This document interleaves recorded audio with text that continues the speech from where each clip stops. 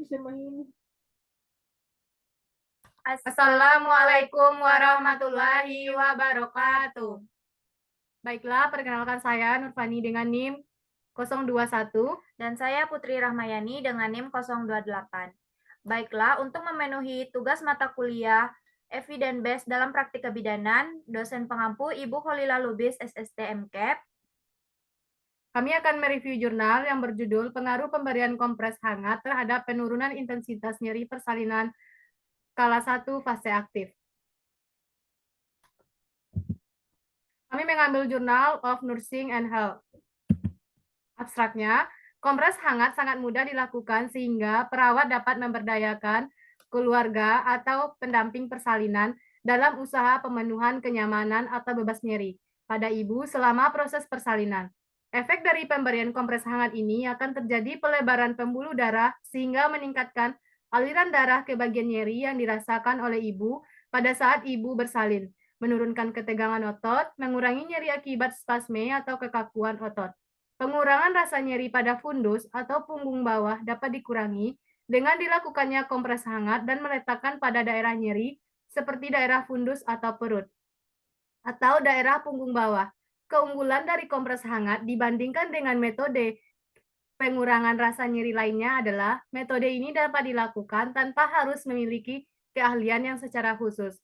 Tujuan penelitian ini untuk mengetahui pengaruh pemberian kompres hangat terhadap penurunan intensitas nyeri persalinan skala 1 fase aktif.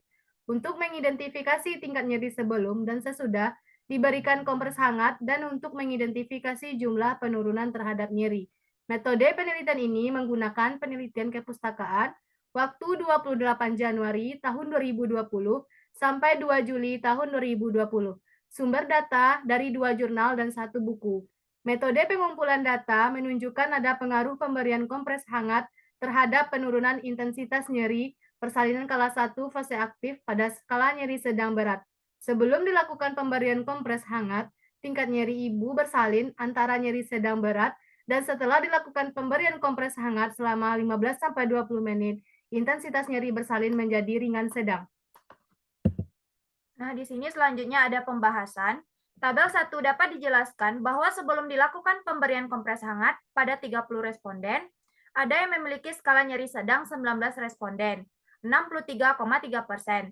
Skala nyeri berat 9 responden, yaitu 30,0%, dan skala nyeri sangat berat 2 responden, 6,7%.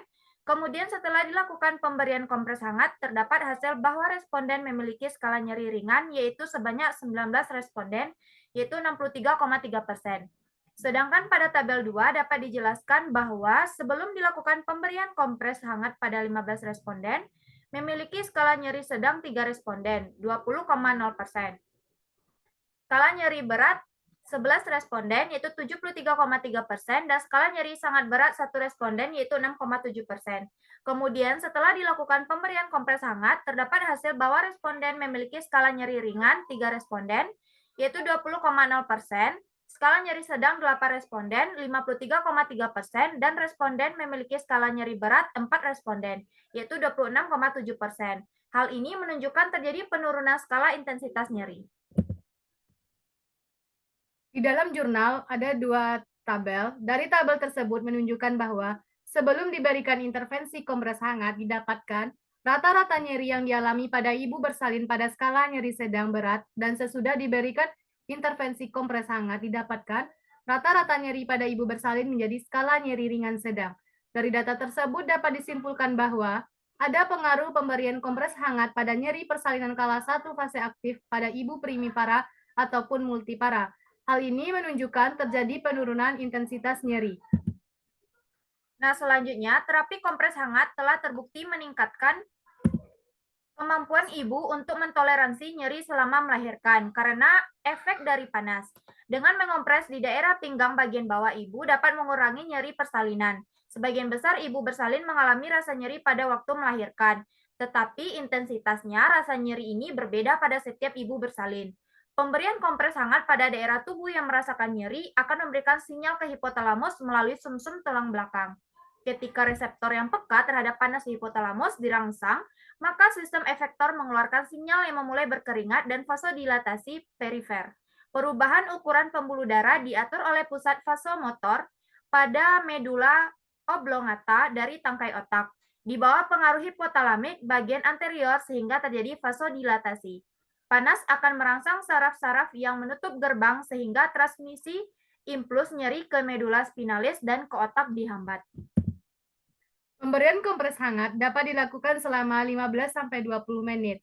Tetapi ada faktor lain yang dapat mempengaruhi berkurangnya nyeri persalinan pada ibu, diantaranya dukungan keluarga atau pendamping persalinan dan pengalaman nyeri sebelumnya.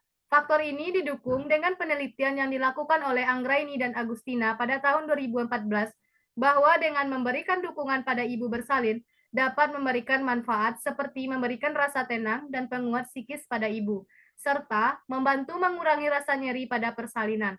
Serta penelitian yang dilakukan oleh Muforah pada tahun 2012 bahwa ibu yang telah mengalami nyeri sebelumnya memiliki tingkat nyeri yang lebih ringan daripada ibu yang belum pernah merasakan nyeri sebelumnya. Nah, di sini ada pasien value-nya. Berdasarkan penelitian yang dilakukan oleh Yani dan Hasanah pada tahun 2012, nilai-nilai pasien dalam konteks pemberian kompres hangat untuk mengurangi intensitas nyeri persalinan kala 1 fase aktif meliputi pengalaman nyeri sebelumnya, tingkat kenyamanan selama proses persalinan, dan harapan untuk mengurangi intensitas nyeri secara alami. Nah, di sini pasien juga menghargai peran dukungan keluarga dan perawat dalam memberikan perawatan yang memperhatikan aspek fisik dan emosional mereka. Yang kedua ada ethical dilema. Dilema etis dalam kebidanan muncul ketika ada konflik antara otonomi dan pengambilan keputusan ibu dan tugas bidan untuk memberikan asuhan yang aman dan tepat bagi ibu dan bayinya. Hal ini dapat terjadi ketika pilihan ibu dapat menimbulkan risiko bagi ibu dan bayinya, dan bidan harus menjaga keseimbangan antara menghormati otonomi ibu dan memastikan kesejahteraan kedua pasien. Reflektif dari berbagai sudut pandang. Dari berbagai sudut pandang jurnal yang telah disebutkan, dapat dilihat bahwa pemberian kompres hangat telah terbukti efektif dalam mengurangi intensitas nyeri persalinan pada ibu. Namun, penting untuk mempertimbangkan bahwa pengalaman nyeri sebelumnya, dukungan keluarga, dan harapan pasien untuk mengurangi nyeri secara alami juga mempengaruhi nilai-nilai pasien dalam menerima intervensi ini.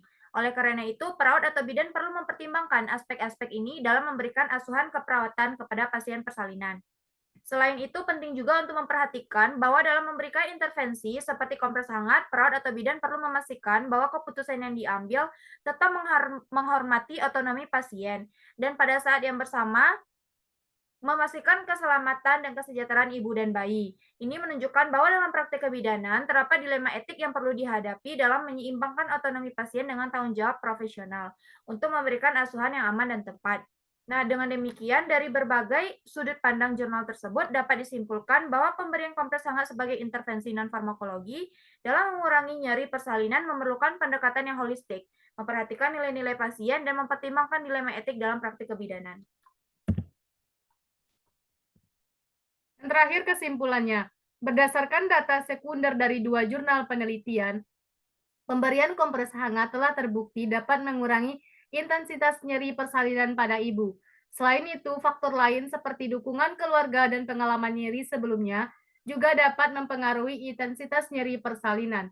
Oleh karena itu, pemberian kompres hangat dapat dijadikan intervensi non-farmakologi yang efektif dalam asuhan keperawatan maternitas nyeri persalinan kala 1 fase aktif. Nah, demikianlah hasil dari review jurnal kami. Kami ucapkan terima kasih dan akhir kata, Assalamualaikum warahmatullahi wabarakatuh.